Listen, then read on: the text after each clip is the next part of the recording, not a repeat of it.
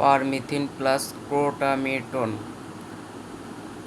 Generic name, trade name Lorix plus. এটি মূলত স্ক্যাবিক্স অথবা স্কিন অ্যালার্জির ক্ষেত্রে ব্যবহার করা হয়। অবশ্যই স্কিনে অতিরিক্ত যাদের চুলকানি সমস্যা অথবা নানা ধরনের স্কিন র্যাশের সমস্যা আছে এবং স্কিন সোরিয়াসিসের সমস্যা আছে, এসব ক্ষেত্রে ব্যবহার করা হয়। তবে অবশ্যই স্কিনের ডাক্তারের পরামর্শ অনুসারে ব্যবহার করার চেষ্টা করবেন।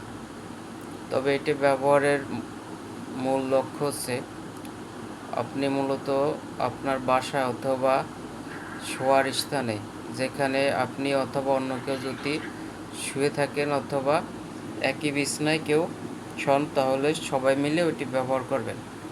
তবে বিশেষ করে ওটি ব্যবহারের মাত্রা 7 দিন পর পর, তবে প্রয়োজন অনুসারে ডাক্তারের পরামর্শ অনুসারে একটু আপ ডাউন করা যেতে পারে।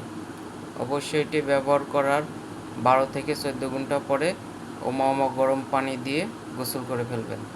আর এ ধরনের সমস্যা হলে শরীরে সাবান অথবা শ্যাম্পু এ ধরনের কোনো কিছু ব্যবহার করবেন না এবং অ্যালার্জি জাতীয় খাবার খাবেন না।